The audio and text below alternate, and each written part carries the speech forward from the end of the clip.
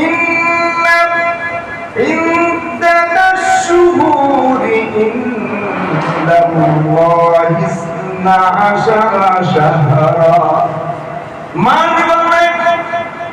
মানগুলি করুন রব্বুল আলামিন যদি আসমান এবং জমিন সৃষ্টি করেছেন সেদিনই নির্ধারণ করে দিয়েছেন যে মাস বর্ণায় 12টি মাস।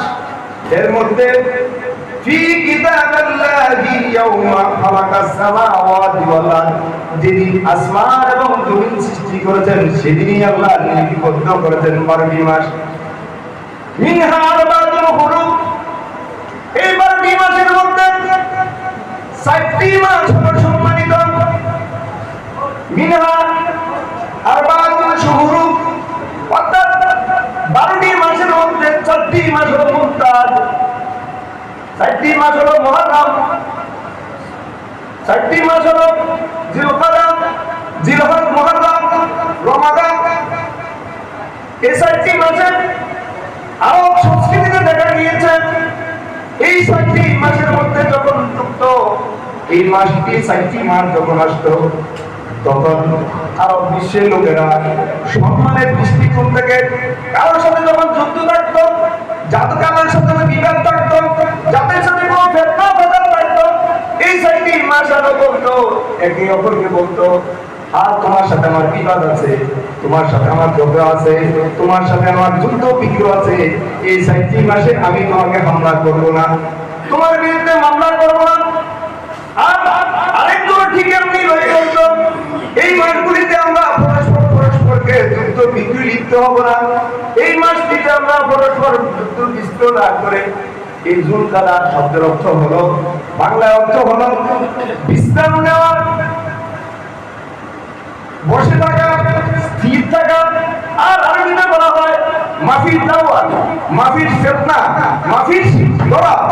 আমাতু খালিক মা यानी बिहादा यानी गाता शाहर जुलकादा माफिश हाथ वला दरब वला फसद वला फितना वला है अला तू आयश यानी खालिक नहीं फहमी दा जुलकादा এই মাসটি আবার ওদের মাস বলা হয়, কারণ হযরত কাছে জিলহজ মাসের আগেই তো হজের প্রস্তুতি এবং হজে যাওয়া লাগে এবং 10 নাইট নিজের আরাফাতের ময়দানে হাজির হওয়া লাগে।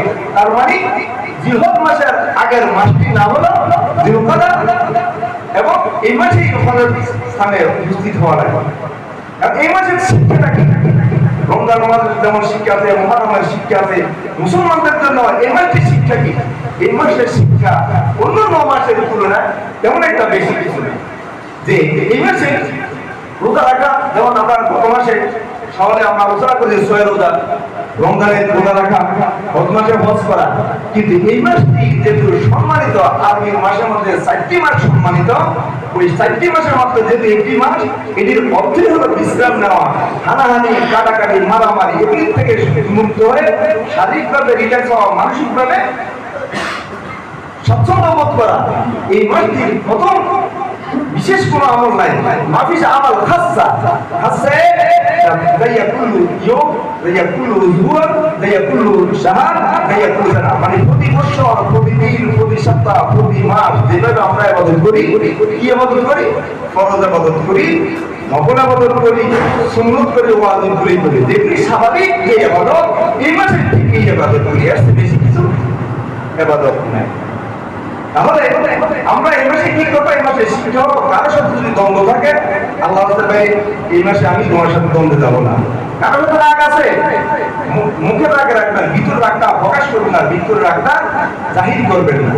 এই মাসের শিক্ষা হলো যাদের সাথে মারামারি, কাটাকাটি, আপনার যদি 2 টাকা লস হয়, আমরা যদি একটু বুঝি, আপনি ধৈর্য ধারণ করে অন্যের জন্য সাথ দিবেন। কারণ এইভাবে আপনি শারীরিক, মানসিকভাবে একটি রিল্যাক্স বোধ করে একটু শক্ত হবে। এই মাসের আমল এটি।